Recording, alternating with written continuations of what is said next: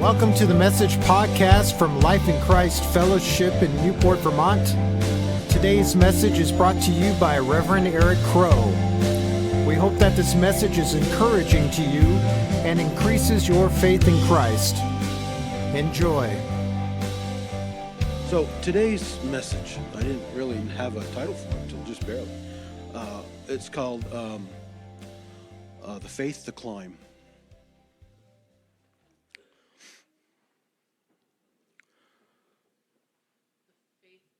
To climb. The faith to climb. When we started talking about honey a couple of weeks ago, I had been in 1 Samuel for a couple of weeks actually, and I hadn't really been able to get out of it. And I intended to write a sermon about honey because I love those scriptures about the honey being on the ground. But yet Jonathon wasn't satisfied with what was on the ground. He had to go higher, and he had to get to the source. He had to stick his stick in the source to be fed. And that's where I thought I was going to write about. But no. So let's just do a little bit of recap going back to 1 Samuel 13. Jonathon had attacked Geba, and Saul had with 1,000 men, and Saul had 2,000 men with him, and he was ready. Now, the Philistines, after Jonathon attacked, responded, and they had 3,000 chariots, 6,000 charioteers, and an army larger than grains of sand. So that's what they were up against. Now, 1 Samuel 13:7 says they were quaking with fear. Saul and his armies were quaking with fear about what was up against them. They went into hiding. Some fled. Some even left the country. They said, "No one, no part of this." No faith. Saul had a word from Samuel that he would arrive in 7 days. But at the break of the seventh day, Saul did not wait, and he offered a burnt offering. And it goes on to say, right after Saul had finished, Samuel shows up. I mean, and there's a whole message right there in timing, right?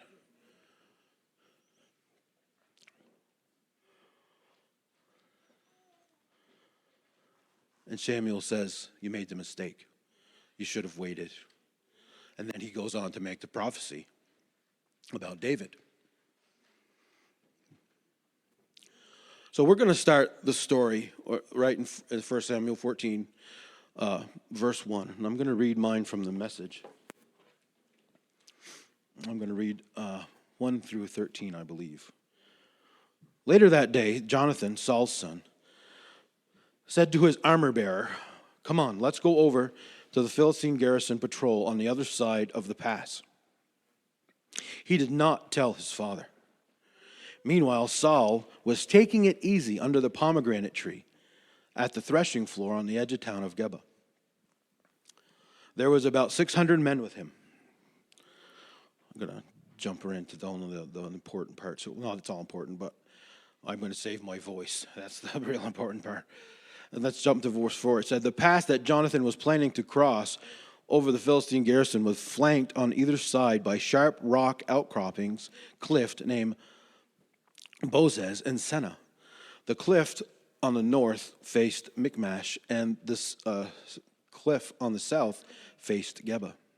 Jonathon said to his armor bearer, "Come on now, let's go across to these uncircumcised pagans. Maybe God will work for us. There's no rule that says God can only deliver using a big army. No one can stop God by saving when he sets his mind to it." His armor bearer said, "Go ahead. Do what you think is best. I am with you all the way." Jonathon said, "Here's what we'll do. When we cross over the pass, let the men see that we're there. If they say, 'Halt, do not move until we check you out,' then we'll stay put and not go up. But if they say, 'Come up,' we'll go right up, and we'll know that God has given us to them. That will be our sign." So they did, the two of them. They stepped out into the open. Oh, can you hear the preaching coming already? They stepped out into the open where they could be seen by the Philistine garrison. The garrison shouted out, "Look at that! The Hebrews are crawling out of their holes." Then they yelled down to Jonathon and his armor bearer, "Come on up here. We've got a thing or two to show you." Jonathon shouted to his armor bearer, "Up, follow me. God has turned them over to Israel." Jonathon scrambled up on all fours, and his armor bearer right on his heels. Then the Philistines came running up to them. He knocked them flat, his armor bearer right behind them, finishing off, bashing their heads. I don't necessarily need to read that, but we'll stop there. So there's a lot of stuff in that story.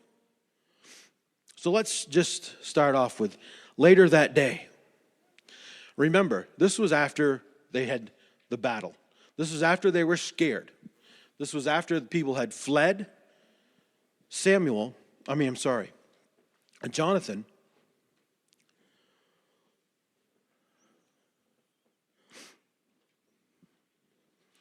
was with his armor bearer. And we'll talk about this armor bearer quite a bit. You know what? Let's talk about him now because it's really important that I think we set it up. In this story, we all could be Jonathon. We all have things that are in front of us. We all have things where the Lord asks us to have faith. Because you think about what Jonathon had to do. He didn't get a direct word from God. But he knew that he had to do something. But this armor bearer, let me jump to there. This armor bearer was Jonathan's servant. He had committed to serve Jonathon. And in that commitment, he was committed to be prayerful, to cover Jonathon in prayer. He was committed to be a watchman for Jonathon. He was also committed to be a representative of who Jonathon was. But what he needed to be was committed to Jonathon.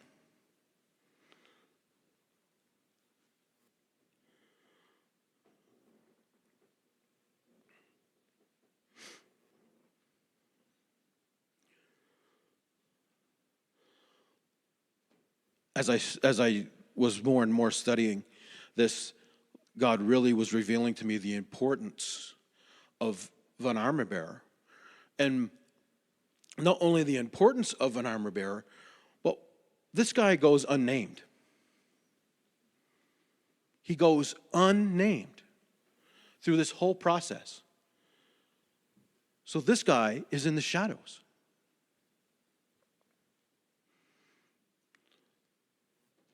But rightly could be the most important person in this story.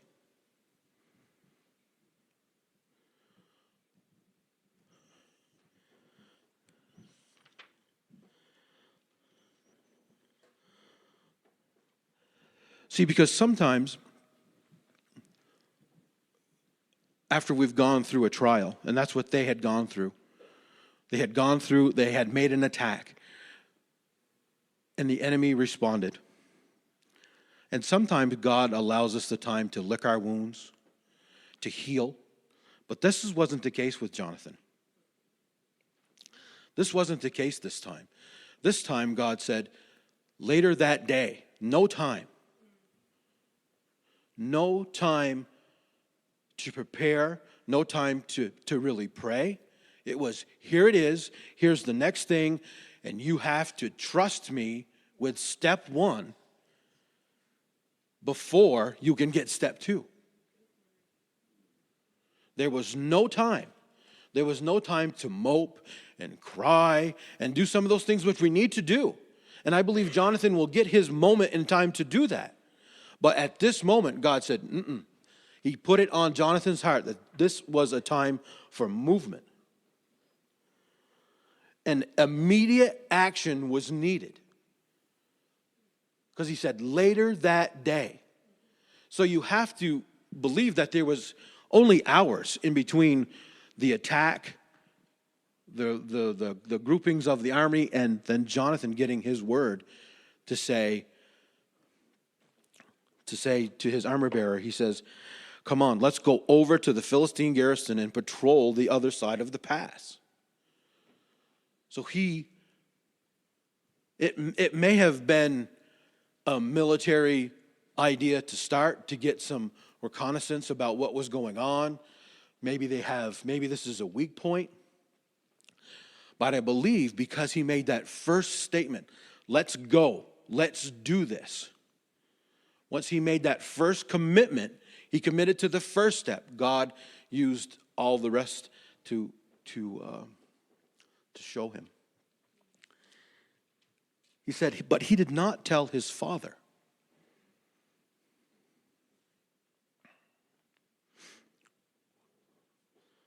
They were not close. And I don't mean close as in a relationship, because I believe that they were. But they weren't close together. They talked about, I think it's Morgan, that they said that where Saul actually was, and it was in a different town, really altogether. So I believe because the action that had to happen so quickly, not that he didn't want to tell his father, but I just don't believe there was the time to tell his father. I believe, from what we know from Saul from this story, though, don't want to get too far ahead into another, but I don't think Saul would have. I think Saul would have tried to stop him too, because I think as you go along and you continue in this chapter, which we're not really going to talk about today, but I guess we are a little bit. Saul uses the word "I" a lot. I want revenge. I want the spoils. I want this. And I think on some level, Jonathon knew that this wasn't about him. And this is about what God wanted to do. And if that got mixed into this plan, the plan could have failed.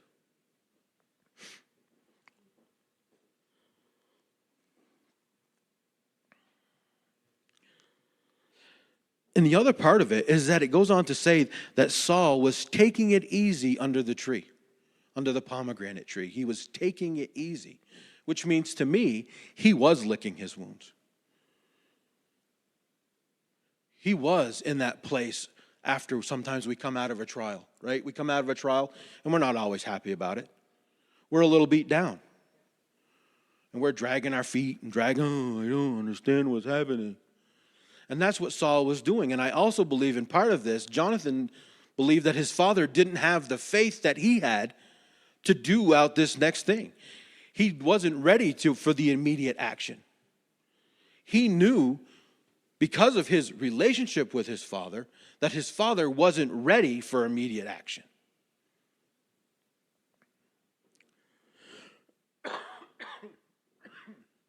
Excuse me.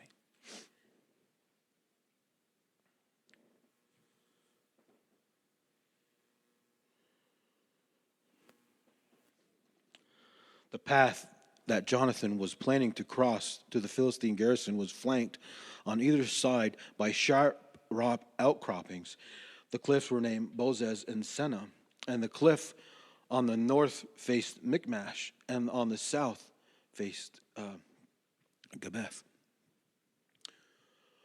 When I first started picturing this, I pictured that Jonathon and his armor bearer were walking in a valley with the face on both sides. But that's not the case. Jonathon was standing on one side and he had to go down one face and then up the other face. to get where he needed to be.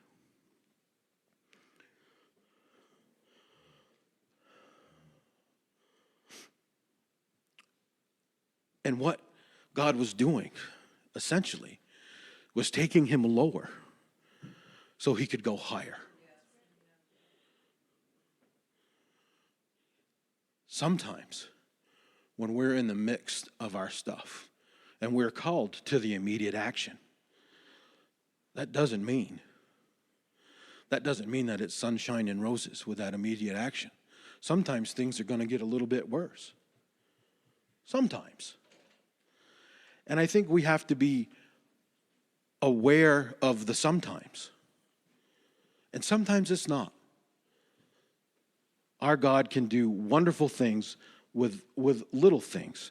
But sometimes it requires us to go deeper.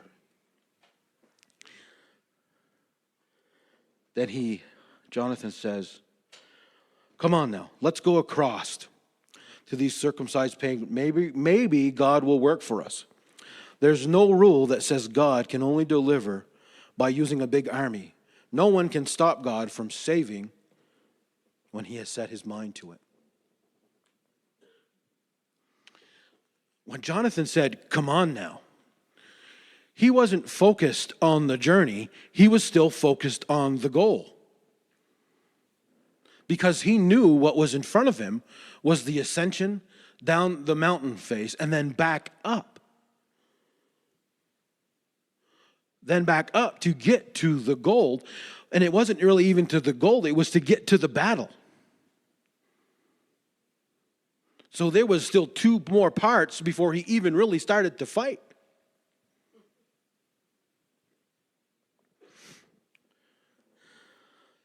I found this interesting, so I took probably way too much time to dig it out. But in some versions, maybe is 2 separate words, may and be. And then in and that was the older versions I've really found. And in the newer versions of the Bible, the word is maybe, together, one word. And I said, that's got to be something. Because maybe together is an adverb that means possibly or perhaps. Separate, it's a verb phrase, which requires action. Indicating that something may happen. It's that action of believing that something may happen. Maybe, not maybe, not perhaps.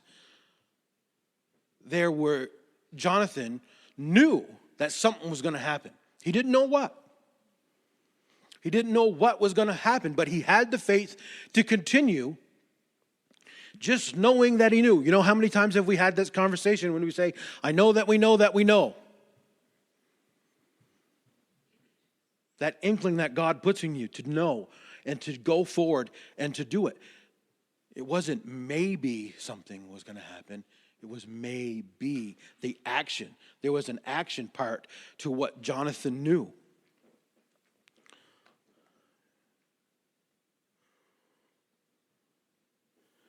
The armor bearer's response. Go ahead. Do what you think is best. I'm with you all the way. That's the Message version. But I'm going to read 3 other versions because I think they all give a different meaning, but they're all so close together. The New King James says, do all that is in your heart. Go then, I am here with you according to your heart. The Amplified Version says, do everything that is in your heart and mind. Here I am with you, whatever you think is best. And the New Living says, do what you think is best. I am with you completely. I am with you completely. See, we all have our moments of being Jonathon. But to be an armor bearer is special. to be an armor bearer is next level stuff. Because you have to be committed to that person. You have to love that person. You have to be willing to serve that person regardless of what's going on. And you have to have the faith, not in the person, but you have to have the faith of God in that person. Where we all are Jonathans, we're not all armor bearers. Because I'm going to say, just like a spiritual relationship with spiritual parents, and we've talked about that before, where, it's going to be asked and then accepted. I believe it's the same thing. And what this study has shown me more is that I've had people say to me, "Oh, I'm your armor bearer." Now, which I would have thought that at one time that was a compliment. Now, I understand where they're coming from, but what they think they've signed up for and what they've actually signed up for are two very different things. First of all, I would need to accept it. I would need to accept that offer and say, "Yes, I accept you as that, because you know me. You know my heart. You know God in me. And you want to represent me." Because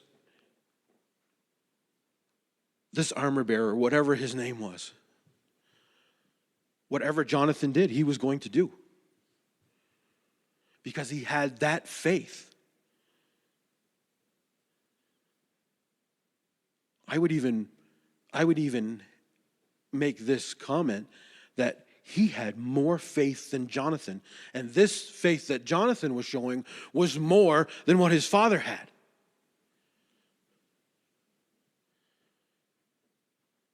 It takes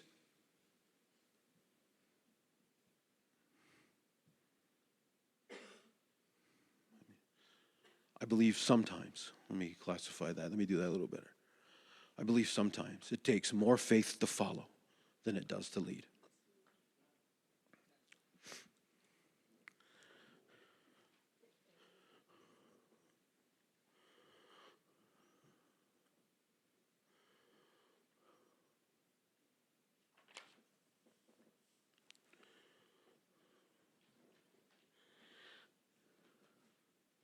See, but the other thing, as I was reading different commentaries about the armor bearer and what other people thought, there was no hesitation in the armor bearer. He did not say, "Let me think about this for a second. Let me think about if I want to follow you up and down these mountains." There was no hesitation. And the other part that I found interesting is that in the breakdown of the word, and the words used to describe the armor bearer, he was cheerful. He was happy to do this. So if you're somebody's armor bearer, you need to be happy with the job that you've accepted. You can't be a negative armor bearer. It's not possible.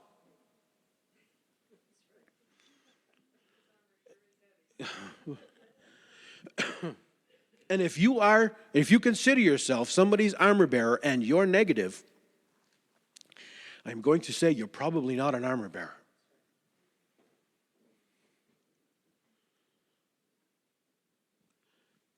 The joy of the Lord needs to be the strength. And in an armor bearer, even though you're trusting, that he was trusting that Jonathon was doing his part, he knew that his part was just as great. This armor bearer relationship is a 50-50 relationship, even though it doesn't look like one. Because he's considered a servant. But he's not a servant, he's a partner. He's that quiet partner in this that takes no credit, that is happy to sit back and let Jonathon shine. He's the guy that if Jonathon's thirsty, he's getting him a drink of water. If he's tired, he's getting him a blanket. If he's hungry, he's giving him food. If he's hurt, he's praying for him. All without complaint. And he's happy doing it. The other part of what the armor bearer did with this acceptance was confirmation for Jonathon. The armor bearer, if you're an armor bearer, you are confirming the words of God spoken to the person that you're bearing or you're bearing for. Because he knew Jonathon had a relationship, and he knew the word that Jonathon was moving forward. Jonathon said, let's go. And he said, yes, let's go. And when he accepted Jonathan's offer to go, not only was he was building up Jonathon in a way that Jonathon knew that was confirmation. It was confirmation to Jonathon that, yes, here's my partner agreeing with me that we are moving forward.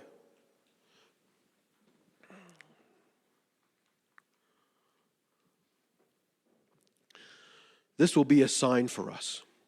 See, there was still no plan. Do you see what? There was still no plan for Jonathon. He was still relying completely on faith. Completely on faith to go forward.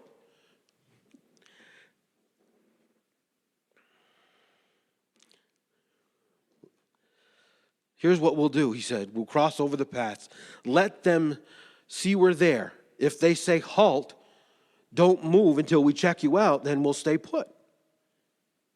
But if he says come up, we'll go right up and we'll know that God has delivered us. Now, I took some liberties with that. But that's what it says.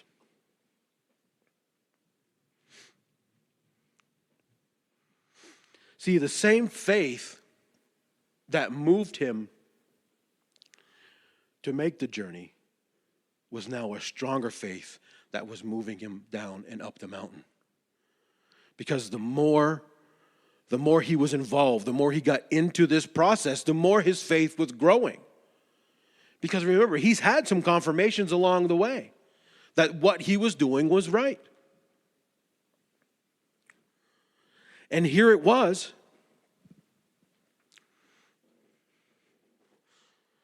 When they looked down and says, come on up here, we've got a thing or two to show you. Can you imagine what was going inside Jonathon's heart when they had no plan and they were just going to go on what they said? And boom, there it was, the word, the confirmation. How many of us long for that confirmation when we're in the middle of something?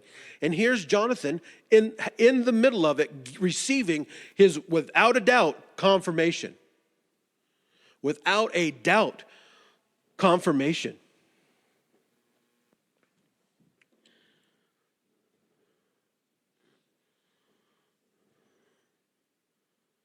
So they did it. The two of them.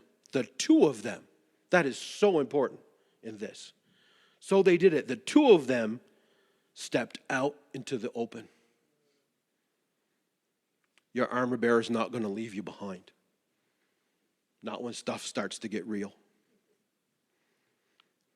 And he didn't. They stepped out, the both of them. They exposed both of them to whatever was going to happen. They both did it.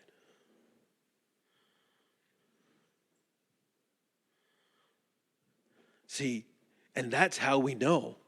That's how we know that the armor bearer's faith was equal to or greater than Jonathon.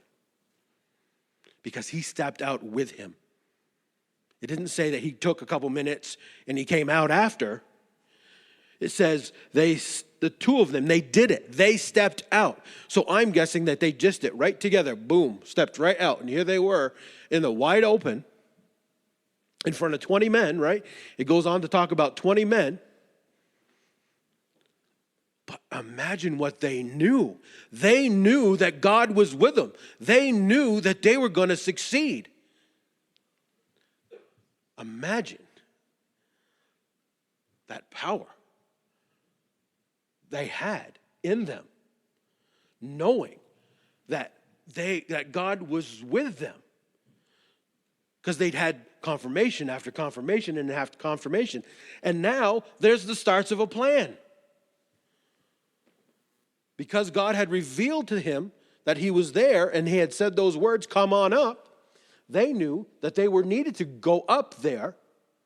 And in the going up, that's where the battle was going to take place.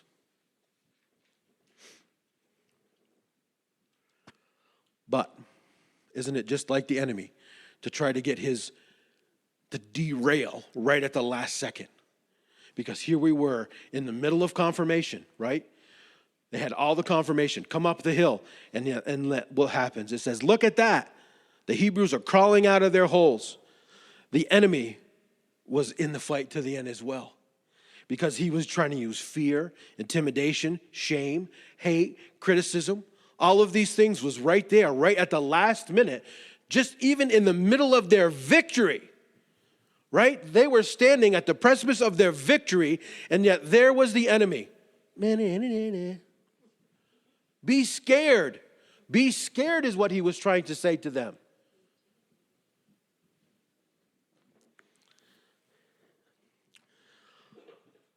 Come on up here. And there's lots of stuff going on now. Can you imagine?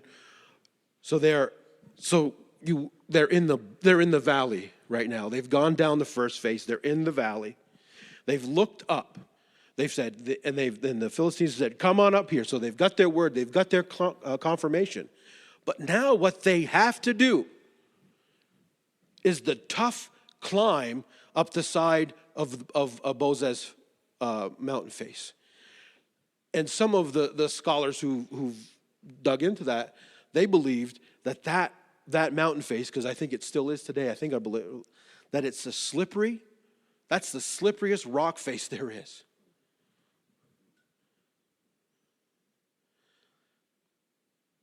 So he had the victory. He knew that God was with him.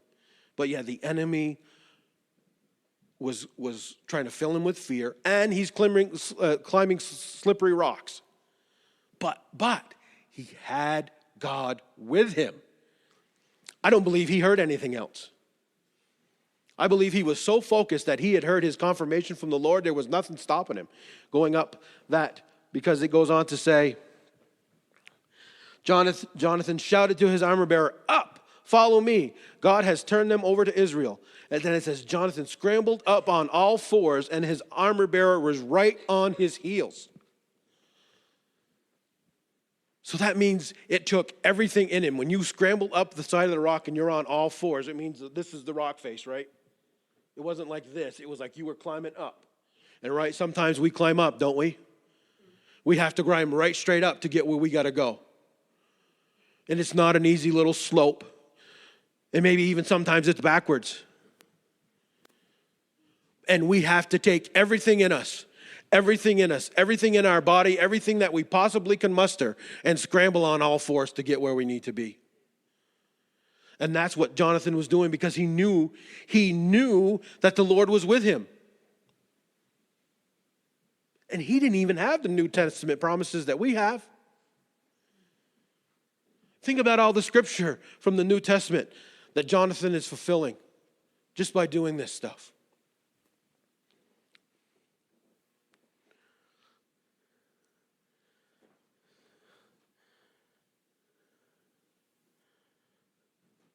I love it. Even in the climbing, the Philistine says, "Come up here. We've got a thing or two to show you." So still, as he was making his ascent, here is the enemy one more time trying to fill him with fear. Fill him with fear. I got a thing or thing to show you, right? That is totally meant to intimidate, to try to stop him, but it didn't slow him down one bit. And where was the armor bearer? Right on his heels.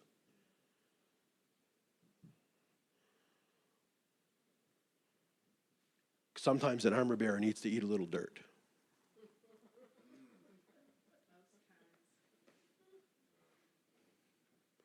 You think about it. He's climbing up. He's climbing up this rock face. And you know it's covered with dirt and stones and pebbles. And they already said, or if you believe that it was slimy, if Jonathon is using everything he has to get up the side of this mountain, there's stuff coming off his hands and there's stuff coming off his feet. And it didn't deter his armor bearer one bit. He was right on his heels.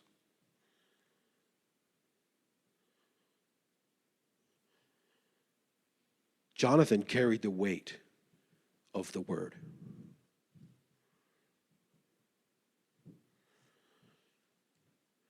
But you could say that the armor bearer carried the weight of the movement.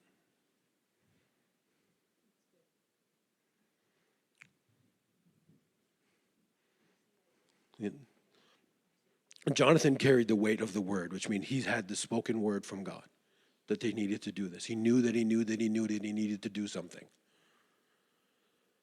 But the armor bearer carried the weight of the movement, of the journey, of making sure that Jonathon was on track, making sure Jonathon was focused, making sure Jonathon felt appreciated. Because going back to one of those other things, one of the commentaries said the armor bearer was almost like Jonathan's cheerleader, which I thought would have been really funny, just because I like to think of stuff like that, to see the armor bearer right in the middle of this storm, rah, rah, doing a little cheer for Jonathon. Go, Jonathon, go, Jonathon, go, go. But really, that's what he had to be. That's what an armor bearer needs to do. Sometimes you need to cheer when there's nothing to cheer about. And he had to remind Jonathon of why they started the trip. Because of the word. And at the point where they were at the bottom in between two mountains, looking at the slippery face with the 20 guards above them, the rock face behind them, no plan, no confirmation, in the middle of that valley before things really started to happen, he probably needed a cheerleader. He needed somebody to say, here we go. This is it. This is what we've been here for. This is what we're doing. Let's go.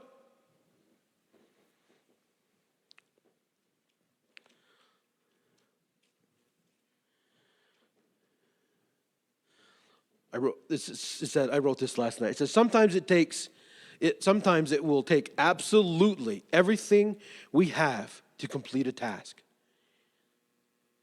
Even when we know God's behind it.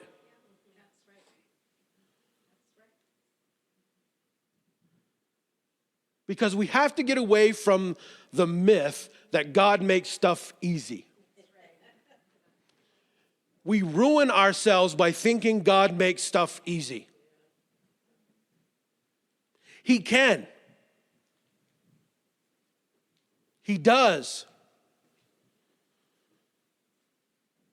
But sometimes we don't need it to be easy.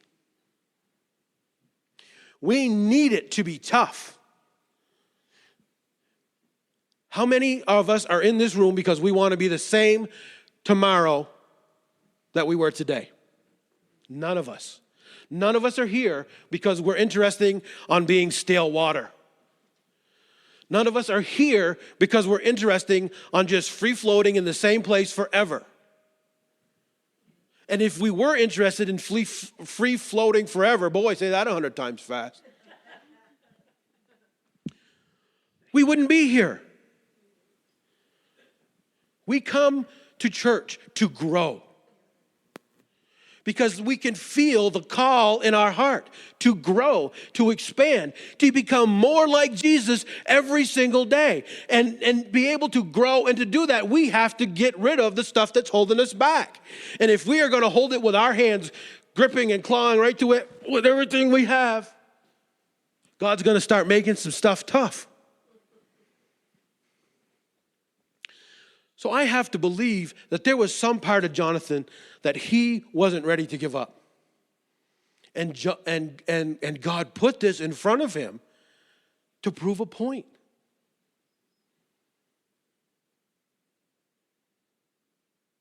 Have you ever felt like God proved a point with you?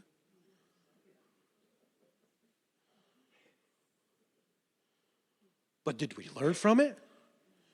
How many times have you been slapped with the same point? Right?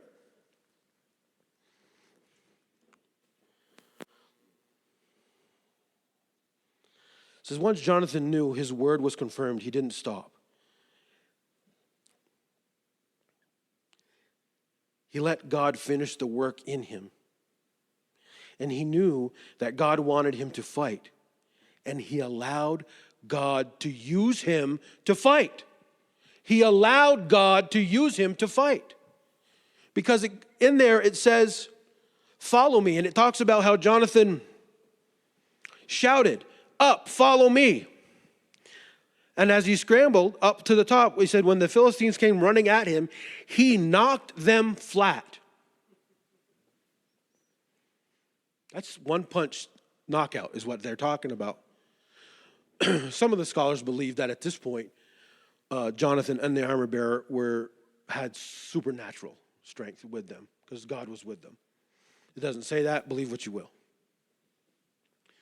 But he knocked them flat.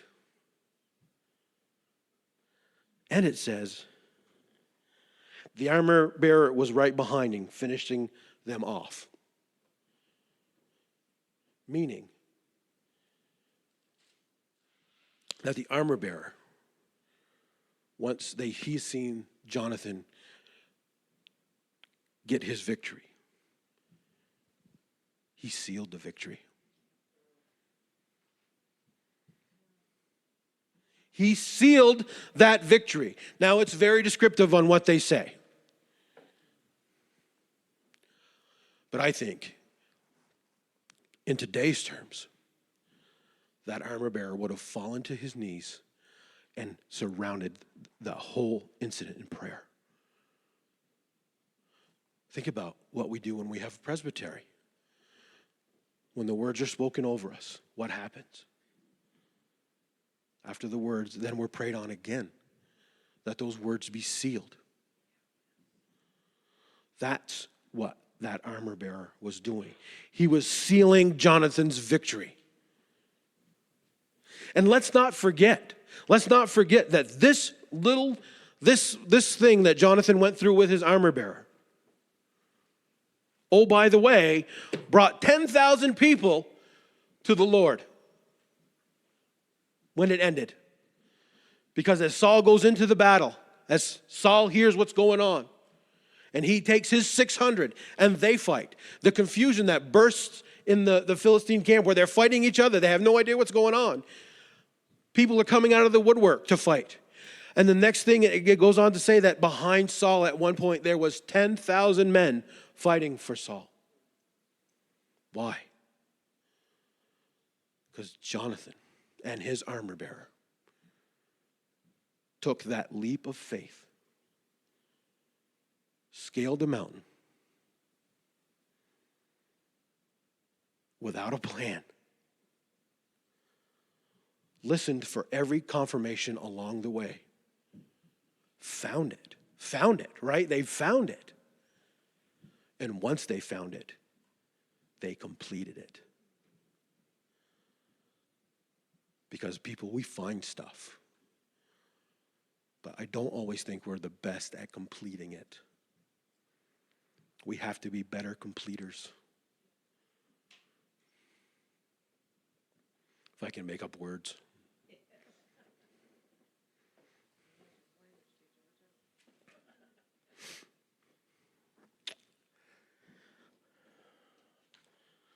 See, there's still so much.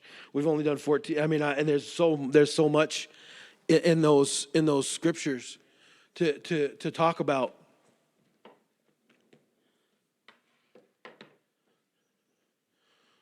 But at its basis,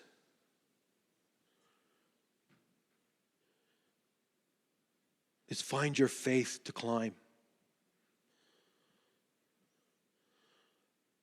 Even when it's tough.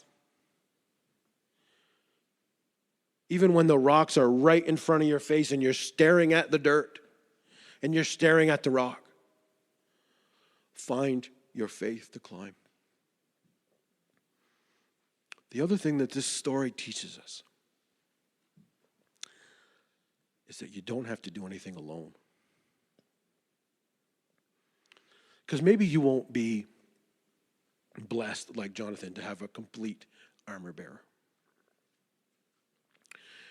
Because I think I didn't realize, and I said, I didn't realize how special that armor bearer really was. And I urge you to really do your own study on armor bearers and what they really mean. You know,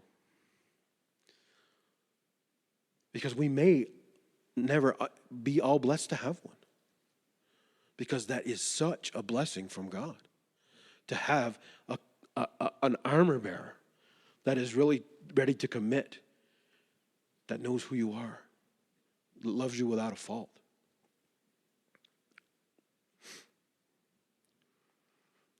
And then when we get that call and we get the confirmation to move forward,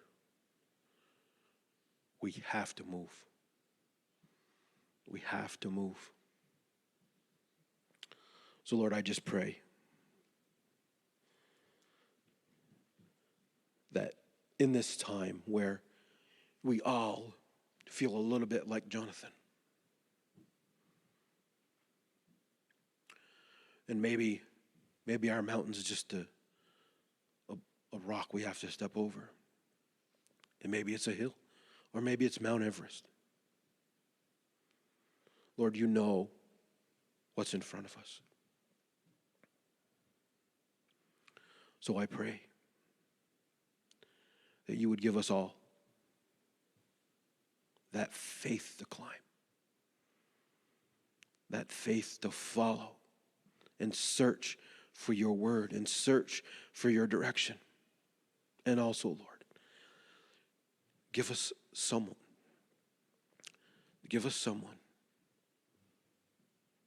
who will take that dirt off our heels. Lord, we love you and we praise your name. Amen.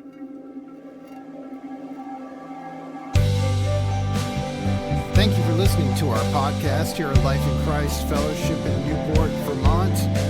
We hope that you've enjoyed this message, and we encourage you to follow us at lifeinchristut.org.